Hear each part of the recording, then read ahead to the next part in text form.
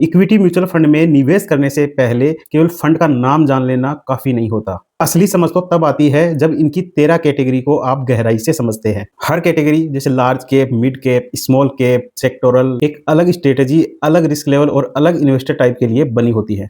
इस वीडियो में हम एक एक करके इन सभी 13 इक्विटी म्यूचुअल फंड कैटेगरी के बारे में आसान भाषा में समझेंगे, ताकि आप बिना किसी कंफ्यूजन के सही फंड चूज कर सकें, चाहे आप बिगिनर हो या पहले से इन्वेस्टर। ये वीडियो आपको वो क्लैरिटी देगा जो हर एक इन्वेस्टर को चाहिए होती है। तो चलिए शुरू करते हैं एक ऐसी गाइड जो आपका इन्वेस्टमेंट गेम बदल सकती है।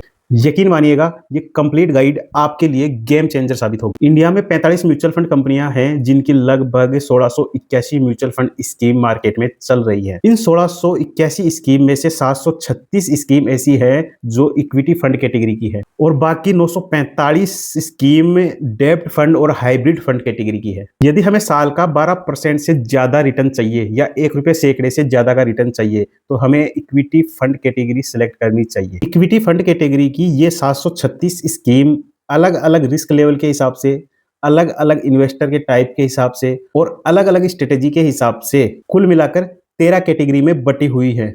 और सबसे खास बात यह है कि सेबी के रेगुलेशन के हिसाब से प्रत्येक एसेट मैनेजमेंट कंपनी हर कैटेगरी की केवल एक ही स्कीम लॉन्च कर सकती है। देखो, इक्विटी फंड कैटेगरी का सारा पैसा शेयर मार्केट में इन्वेस्ट होता है और हमारे इंडियन शेयर मार्केट में लगभग 5000 कंपनियां लिस्टेड है। मार्केट कैप के हिसाब से जो टॉप 100 कंपनियां हैं, उन कंपनियों को लार्ज कैप कंपनियां कहते हैं। उसके बाद 101 से लेकर 250 तक की 150 जो कंपनियां हैं, उनको हम मिड कैप कंपनियां कहते हैं। उसके बाद 251 से लेकर बाकी जितनी भी कंपनियां बची हैं, वो सारी कंपनियां स्मॉल कैप कंपनियां कहलाती हैं। तो सबसे पहले नंबर की इक्विटी फंड कैटेगरी है लार्ज कैप फंड। उसके बाद दूसरे नंबर की है मिड कैप फंड, तीसरे नंबर की है स्मॉल कैप फंड और चौथे नंबर की है large and mid cap fund, पांचवें नंबर की है मल्टी कैप फंड, छठवें नंबर की है फ्लेक्सी कैप फंड, सातवें नंबर की है फोकस फंड, आठवें नंबर की है ईएलएसएस फंड, नौवें नंबर की है डिविडेंड यील्ड फंड, 10वें नंबर की है सेक्टोरल फंड, 11वें नंबर की है थीमेटिक फंड, 12वें नंबर की है वैल्यू फंड और 13वें नंबर की है कॉन्ट्रा फंड। तो चलिए एक एक करके इन सभी 13 कैटेगरी के बारे में डिटेल से चर्चा करते हैं। ये देखो 13 फंड हैं। पहला फंड है लार्ज कैप फंड, फिर mid cap, small cap, large and mid cap, multi cap, flexi cap, focus, ELSS, dividend yield, sectoral, thematic, value fund, Contra fund. तो ये कुल मिलाकर 13 तरह के फंड होते हैं। तो अब देखो इनमें क्या क्या डिफरेंस होता है। तो जो मेजर डिफरेंस होता है वो होता है कि जो इंडिया में 5000 कंपनियां हैं, तो उनमें कौन कौन सी कंपनियों में पैसा लग रहा है, उनकी क्या कैटेगरी है, उसके हिसाब से इनको कैटेगराइज किया गया है। तो देखो, जैसे ये लार्ज कैप फंड है। अब इस लार्ज कैप फंड का क्या मतलब होता है, जैसे मैंने पहले बताया था कि इंडिया की जो टॉप 100 कंपनियां हैं, उन टॉप 100 कंपनियों में यदि हमारा पैसा लगता है, मतलब जिन म्यूचुअल फंड का इंडिया की टॉप 100 कंपनियों में पैसा लगता है, वो फंड लार्ज कैप फंड कहलाते हैं। उसमें क्या रूल होते हैं, जो सेबी ने कुछ रूल बना रखे हैं, वो रूल उनको फॉलो करना बहुत जरूरी है। जैसे मिनिमम 80% पैसा लार्ज कैप में होना चाहिए। मतलब जो टॉप 100 कंपनियां हैं ना, तो उनमें 80% पैसा होना कंपलसरी है।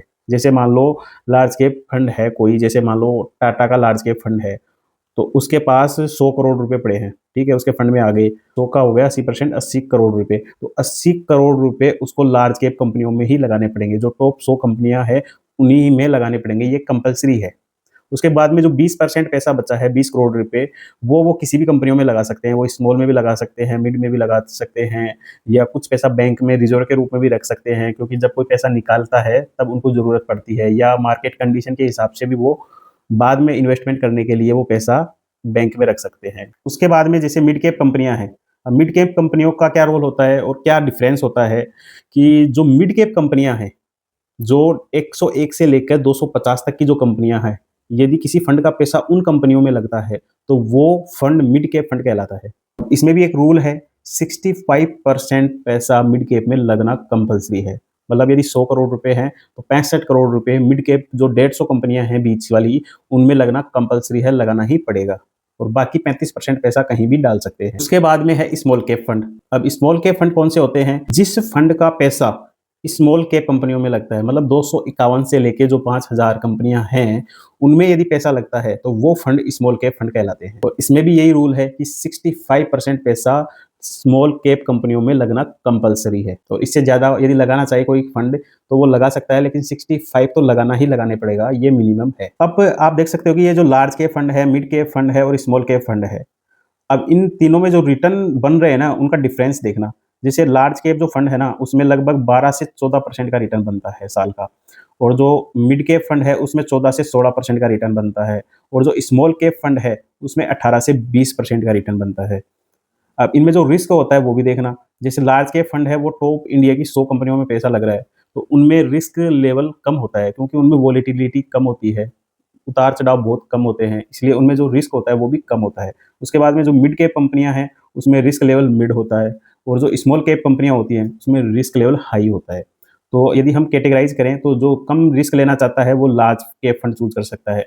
जो उससे थोड़ा-सा रिस्क लेना चाहता है ज़्यादा और रिटर्न भी ज़्यादा चाहता है, तो वो मिड कैप कंपनियाँ सेलेक्ट कर सकता है। यदि कोई इंसान रिटर्न भी ज़्यादा चाहता है और रिस्क भी ज़्यादा चाहता है, तो वो स्मॉल कैप कंपनियाँ चूज़ कर सकता है। देखो, ये दोनों एक-दूसरे के अपोज़िट हैं, रिटर्न और रिस्क एक-दूसरे के अपोज़िट हैं। यदि आप रिस्क ज़्यादा लोगे, तो आपको रिटर्न भी ज़्यादा मिलेगा। यदि आप रिटर्न ज़्यादा लेना चाहते हो, तो आपको रिस्क भी ज़्यादा लेना पड़ेगा। तो यदि आप रिटर्न ज़्यादा चाहते हो, तो आपको स्मॉल कैप कंपनियों में पैसा इन्वेस्टमेंट करना चाहिए। लेकिन आपको पता होना चाहिए कि आपका रिस्क भी वहाँ पे ज़्यादा होगा। जैसे यदि लार्ज कैप कोई फंड गिरता है, तो मान लो वो 10% गिर रहा है, तो स्मॉल कैप जो फंड है वो 20% गिर जाएगा, और मिड कैप फंड है वो 15% गिर जाएगा। तो आप 20% जब मार्केट गिरे उसको एडजस्ट कर सकते हो, उसको बर्दाश्त कर सकते हो, तब आपको स्मॉल कैप फंड में इन्वेस्ट करना चाहिए। अब इनमें एक टाइम ओरिजन भी दिया गया है। यदि कोई इंसान 3 साल की इन्वेस्टमेंट करना चाहता है, तो फिर उसको स्मॉल कैप फंड में इन्वेस्ट नहीं करना चाहिए, उसको लार्ज कैप फंड में जाना चाहिए। और यदि कोई 5 साल का ओरिजन है, तो उसको फिर मिड कैप में जा सकता है। किसी का 7 साल का है, उसको 7 साल से पहले पैसे निकालने नहीं है, तो वो फिर स्मॉल कैप फंड में जा सकता है। तो ये टाइम ओरिजन के हिसाब से भी फंड सेलेक्ट किया जाता है। अब उसके बाद में ये जो 3 फंड हैं, ये तो हो गए मेजर फंड। अब इसके बाद में अलग-अलग कैटेगरी बनी हुई है, वो है देखो जैसे large and mid cap fund. तो वो फंड जिनके पैसे लार्ज कंपनियों में और मिड कैप कंपनियों में, इन दोनों में डिवाइड होते हैं। और इसका भी एक रूल है कि 35% पैसा लार्ज कैप कंपनियों में लगना चाहिए और 35% पैसा मिड कैप कंपनियों में लगना चाहिए। और इसमें जो रिटर्न बनता है वो लगभग 14 से 15% के आसपास एवरेज बन जाता है, और इसमें जो रिस्क होता है वो भी मिड होता है, और कम से कम हमारा जो टाइम हॉरिज़न है वो 5 साल का होना चाहिए। उसके बाद में आता है मल्टी कैप फंड। अब मल्टी कैप फंड में क्या होता है कि जो लार्ज, मिड और स्मॉल कैप, ये तीनों प्रकार की जो कंपनियाँ हैं, उन तीनों में ही पैसा इन्वेस्ट होता है। लेकिन उसका रूल है कि 25% पैसा लार्ज कैप कंपनी में जाना चाहिए, 25% पैसा स्मॉल कैप कंपनी में जाना चाहिए, और 25% पैसा ही मिड कैप कंपनी में जाना चाहिए।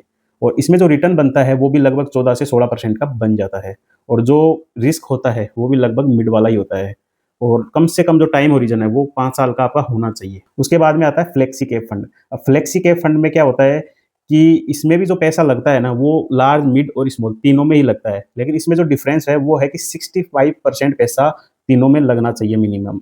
अब मल्टी कैप में और फ्लेक्सी कैप में क्या डिफरेंस है कि इसमें कंपल्सरी कर दिया गया है कि 25% पैसा लार्ज कैप में जाना चाहिए, 25 स्मॉल में, 25 मिड में। लेकिन इसमें ऐसा कोई कंपल्सरी नहीं है। 65% पैसा आप वो तीनों में कैसे भी डिवाइड कर सकते हो। लार्ज में आप 10% डाल सकते हो, स्मॉल में 50% डाल सकते हो, मतलब 65% पैसा आप तीनों में किसी भी तरह से डिवाइड कर सकते हो। तो इस तरह से फ्लेक्सी कैप फंड में पैसा इन्वेस्ट होता है। इसमें भी लगभग 14 से 16% का रिटर्न बन जाता है, और इसमें जो रिस्क लेवल होता है वो लगभग मिड के आसपास होता है, और आपका जो टाइम ओरिजन है वो लगभग 5 साल का होना चाहिए। उसके बाद में आता है फोकस फंड। अब फोकस फंड क्या होता है कि फोकस फंड होता है, फोकस इसके नाम से ही पता चल रहा है कि केवल ये फोकस करेगा। तो इंडिया की जो 5000 कंपनियाँ हैं, उसमें से 30 कंपनियाँ ये सेलेक्ट करता है।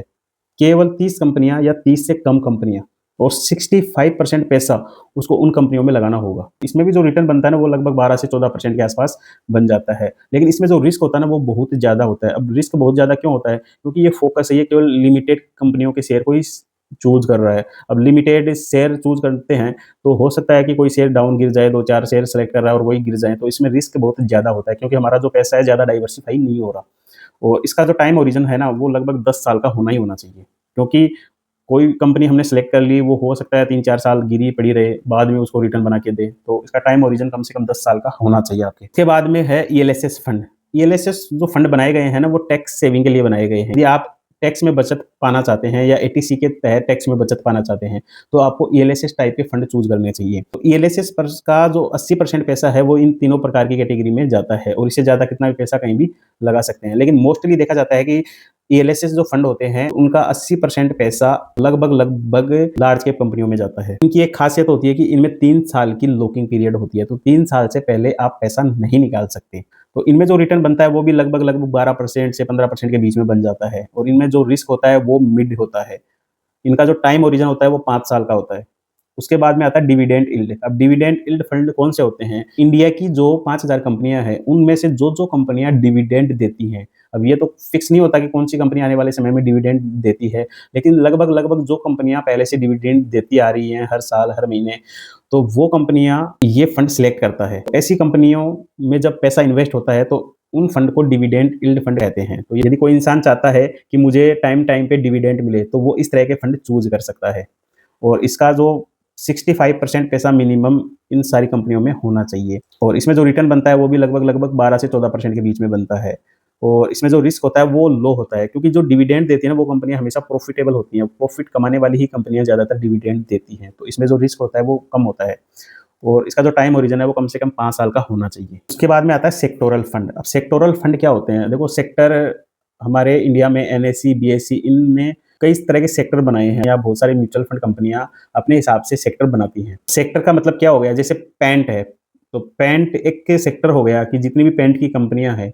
जैसे सीमेंट हो गया, तो जितनी भी सीमेंट की कंपनियां हैं वो एक सेक्टर हो गया। तो जैसे ऑटोमोबाइल सेक्टर हो गया, तो जितनी भी गाड़ियां वगैरह बनती हैं ये एक सेक्टर हो गया। जैसे बैंकिंग एक सेक्टर हो गया कि जितने भी बैंक हैं, एनबीएफसी हैं, इंश्योरेंस कंपनियां हैं, तो वो एक सेक्टर हो गया। या इंश्योरेंस कंपनियों का भी एक फंड बनाया जा सकता है। तो इस तरह से अलग-अलग सेक्टर चूज़ करके उनमें पैसा लगता है। तो सेक्टर जो फंड होते हैं ना, उनमें जो रिस्क होता है वो बहुत ज़्यादा होता है, क्योंकि कोई सेक्टर कब काम करेगा ये नहीं पता होता है। यदि कोई सेक्टर डाउन जा रहा है, तो उसकी जितनी भी कंपनियाँ, वो सारी कंपनियाँ ही डाउन जाएँगी। तो इसमें पैसा बहुत सोच समझ के लगाना चाहिए। मेरे हिसाब से तो लगाना ही नहीं चाहिए। लेकिन आपको यदि ज़्यादा नॉलेज है सेक्टर रोटेशन का, तब आप पैसा लगा सकते हैं। तो आपको सेक्टर रोटेशन का पता होना चाहिए। इसमें जो रिटर्न है उसका कोई आइडिया नहीं है, क्योंकि कब आप पैसा लगा रहे हो, उस पे वो चीज़ें डिपेंड करती हैं। यदि मार्केट ऐसी सिचुएशन में आप पैसा लगा रहे हो जब वो सेक्टर चल ही नहीं रहा, तो उस समय का रिटर्न नहीं बनेगा। लेकिन जब नहीं चल रहा और बाद में वो चल जाता है, तब आपको रिटर्न मिल जाता है। तो इसका कोई आइडिया नहीं है कि सेक्टर फंड में किस तरह से रिटर्न मिलता है। तो इसका जो टाइम ओरिजिन है ना, वो कम से कम 10 साल का आपका होना चाहिए। तभी आप सेक्टर फंड चूज़ करना, और सेक्टर फंड मेरे हिसाब से तो करना ही नहीं चाहिए। उसके बाद में आ गया थीमेटिक फंड। थीमेटिक फंड में भी 80% पैसा इन सारी कंपनियों में लगता है, और ज़्यादा कहीं भी लगा सकते हैं। इसमें भी रिटर्न का कोई आइडिया नहीं होता है, और इसमें भी जो रिस्क होता है वो बहुत ज़्यादा होता है, और इसमें भी जो टाइम ओरिजिन है कम से कम 10 साल का होना चाहिए। और थीमेटिक जो फंड है वो क्या होता है ये भी समझ लेते हैं। थीमेटिक का मतलब वो है एक थीम हो गई। जैसे वेडिंग एक थीम है, जैसे हमारे इंडिया में शादियाँ होती हैं, अब शादियाँ होती हैं ये थीम हो गई। अब शादी की वजह से कौन-कौन से बिज़नेस चलते हैं, शादी की वजह से जैसे शादी डॉट कॉम है, ये चलती है, ठीक है? इसके अलावा ज्वेलरी के जो बिज़नेस होते हैं वो चलते हैं, कपड़ों के जो बिज़नेस होते हैं वो चलते हैं। इससे रिलेटेड जो बिज़नेस होते हैं, कैटरिंग वालों का, होटल वालों का, ये जो बिज़नेस होते हैं ये शादी की वजह से ज़्यादा चलते हैं। तो ऐसी कंपनियों में जब पैसा लगता है वो तो वो एक थीमेटिक फंड हो गया। तो बहुत सारे थीमेटिक फंड हो सकते हैं अलग-अलग थीम के हिसाब से। इस तरह के फंड भी बहुत रिस्की होते हैं, लेकिन जो थीमेटिक फंड होते हैं ना वो सेक्टर फंड से कम रिस्की होते हैं, क्योंकि थीमेटिक फंड में हमारा जो पैसा है वो अलग-अलग कंपनियों में डाइवर्सिफ़ाई हो रहा है। तो सेक्टर फंड से कम रिस्की होता है, लेकिन सेक्टर फंड ज़्यादा रिस्की होता है। तो इसमें भी इन्वेस्टमेंट नहीं करना चाहिए, फिर भी आप करना चाहते हो तो बहुत सोच समझ के करो। उसके बाद में आता है वैल्यू फंड। तो वैल्यू फंड होता है, उसमें 65% पैसा इन कंपनियों में लगना चाहिए, वो किसी भी कैटेगरी में लग सकता है। इसमें भी रिटर्न का कोई आइडिया नहीं होता, इसमें जो रिस्क होता है वो बहुत ज़्यादा होता है। इसमें जो पैसा लगता है वो स्मॉल कैप कंपनियों के ऐसे कंपनियों में लगता है जो अंडर वैल्यू है। लेकिन ऐसी कंपनियों का कुछ कह नहीं सकते कि वो किस तरह से काम करती हैं, कुछ भी नहीं कहा जा सकता। इनका जो टाइम ओरिजिन है वो लगभग 10 साल का होना ही होना चाहिए। अब वैल्यू फंड क्या होते हैं? तो जो कंपनियाँ अंडर वैल्यूड होती हैं, तो जो बड़े-बड़े फंड मैनेजर होते हैं, तो वो ऐसी कंपनियों को सेलेक्ट करते हैं कि जो कंपनियाँ अपने अंडर वैल्यू में हैं, मतलब अपनी जो वैल्यू होनी चाहिए उससे भी कम कीमत में वो मिल रहे हैं। तो ऐसी कंपनियों में वो पैसा इन्वेस्टमेंट करते हैं। तो ऐसी कंपनियों में जब पैसा इन्वेस्टमेंट होता है, तो ऐसे फंड को वैल्यू फंड कहते हैं। उसके बाद में आ गया कॉन्ट्रा फंड। अब कॉन्ट्रा फंड क्या होता है? कॉन्ट्रा फंड में भी 65% पैसा इन सारी कंपनियों में लगता है, कम से कम लगना चाहिए, और इसमें भी रिटर्न का कोई आइडिया नहीं होता, रिस्क बहुत ज़्यादा होता है, और इसमें भी जो टाइम होरिज़न है वो लगभग 10 साल का होना चाहिए। अब कॉन्ट्रा फंड होता क्या है? देखो, वो वैल्यू फंड और कॉन्ट्रा फंड सेम ही होते हैं। जैसे सेक्टर फंड और थीमेटिक फंड लगभग सेम होते हैं, उसी तरह से वैल्यू फंड और कॉन्ट्रा फंड भी लगभग सेम होते हैं। वैल्यू फंड में अंडर वैल्यू स्टॉक में पैसा लगता है, जबकि कॉन्ट्रा फंड होता है ना वो ट्रेंड के अपोजिट चलता है। फार्मा के जो सेक्टर हो गए वो चल नहीं रहा, तो कोई भी इंसान उसमें पैसा नहीं लगाएगा। लेकिन ये फंड क्या करेगा, उसमें जानबूझ के पैसा लगाएगा, क्योंकि जब वो फंड चलेगा ना, तब सबसे ज़्यादा रिटर्न वही फंड देगा। तो ये जो कॉन्ट्रा फंड वाले होते हैं ना, ये अपोज़िट चलते हैं ट्रेंड के। मतलब जो कोई भी नहीं कर रहा ना, वो ये करेंगे। तो इसमें रिस्क बहुत ज़्यादा होता है, तो इसमें भी सोच समझ के पैसा लगाना चाहिए। तो देखो मेरे हिसाब से जो नीचे के 4 है ना, sector fund, thematic fund, value fund, Contra fund, इनमें सबसे ज़्यादा रिटर्न बन भी सकता है और सबसे ज़्यादा रिटर्न माइनस में भी जा सकता है। तो इन चारों को हमें सेलेक्ट नहीं करना चाहिए, ठीक है? लेकिन इनमें यदि आपको नॉलेज है तो आप इंटरेस्ट ले सकते हो, सेलेक्ट कर सकते हो। उसके बाद में डिविडेंड यील्ड फंड हो गया, तो मेरे हिसाब से वो भी नहीं करना चाहिए। बाकी आप डिविडेंड लेना चाहते हो, आप हर कुछ-कुछ पैसा आपके पास आता रहे, यदि आप ये चाहते हो, तो आप ऐसे फंड चूज़ कर सकते हो। ईएलएसएस फंड है, जो टैक्स सेविंग फंड है, वो यदि आप लेना चाहो तो ले सकते हो, यदि आप टैक्स बचाना चाहते हो। उसके बाद में फ़ोकस फंड है, ये भी बहुत ज़्यादा रिस्की होता है, तो ये मेरे हिसाब से नहीं लेना चाहिए। तो जो हमें फंड सेलेक्ट करने चाहिए, वो इन 5 कैटेगरी में ज़्यादातर मोस्टली करने चाहिए। Large cap, mid cap, small cap, large and mid cap, multi cap और फ्लेक्सी कैप। ये ही मोस्टली फंड हमें सेलेक्ट करने चाहिए इन्वेस्टमेंट करते समय। तो इनमें यदि कोई इंसान रिस्क ज़्यादा लेना चाहता है, तो वो स्मॉल कैप फंड चूज़ कर सकता है। मतलब जो रिटर्न ज़्यादा चाहता है, वो स्मॉल कैप फंड चूज़ कर सकता है, और जो रिटर्न कम चाहता है और रिस्क भी कम चाहता है, तो वो लार्ज कैप फंड चूज़ कर सकता है। और जो एवरेज चाहता है कि ना ज़्यादा रिस्क हो, ना ज़्यादा वो हो, तो वो फ्लेक्सी और मल्टी कैप फंड चूज़ कर सकता है। तो इस तरह से आप सारी कंपनियाँ चूज़ कर सकते हैं।